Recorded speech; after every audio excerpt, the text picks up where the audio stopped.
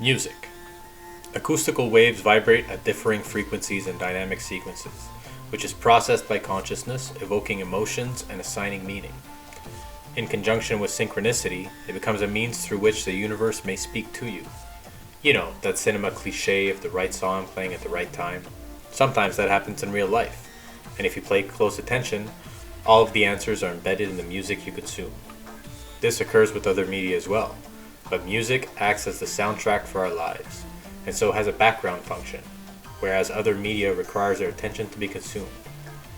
Music allows us to be here now, to experience every other sense in the flow of the song. Music synchronizes you, allowing flow states to access with greater ease.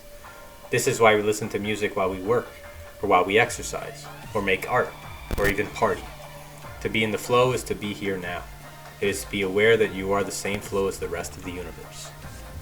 I don't know how many times a well-placed song has changed me, my experiences, my perception, but it's got to be at least once a day, really. In contrast, a badly placed or timed song can ruin a mood, which may desync a person and take them out of the flow of what they are doing. When a person is younger, exposure to music has a developmental effect, which can define and impact their personality and persona permanently.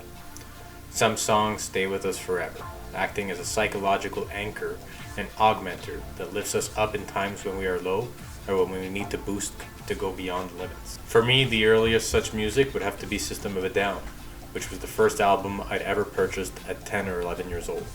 To this day, 20 plus years later, the songs of Toxicity still allows me to change my mental state, although over time their applied function has shifted from a mood and energetic augmenter to a nostalgic comfort and object of study self-reflection.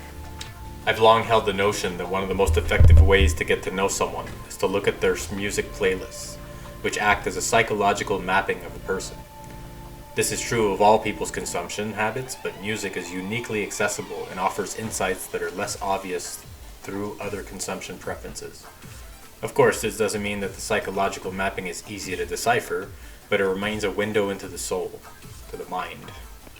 This is the most apparent when a person listens to their own music while in an altered state of consciousness that entail mind expansion, like psychedelics, especially if you ask yourself, why do I listen to this? There is no one path. We consume the music that serves us for the time that it does. It's not to say that musical consumption can't be harmful or negative to a person's psyche, but that none can truly deny another their own process. At times we do consume things that are bad for us, especially if we consume blindly. Of course, listening to sad songs can make you feel sad, and constant exposure to this music can snowball over time into a state of gloom or depression. Mood regulation control is part of why music is played in malls and grocery stores, and ads, and why they use generic and popularized music for this. The repetition acts as a sort of Pavlov's bell, which causes your brain to associate consumption with these songs, so that you are influenced to want to consume whenever you hear them. This also reinforces the popularity of these songs since you get a neurochemical high from buying. Your brain automatically triggers neurochemical buying high whenever those songs are heard, making you want to consume.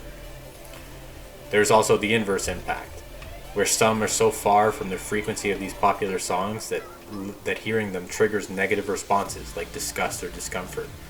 But there are markets to cater to this cynicism. Yet perhaps it is a justified defensive reaction. The manipulation of the minds for a civilization through music is subtle, literally a background noise, but is very powerful. All that to say, choose carefully what you consume.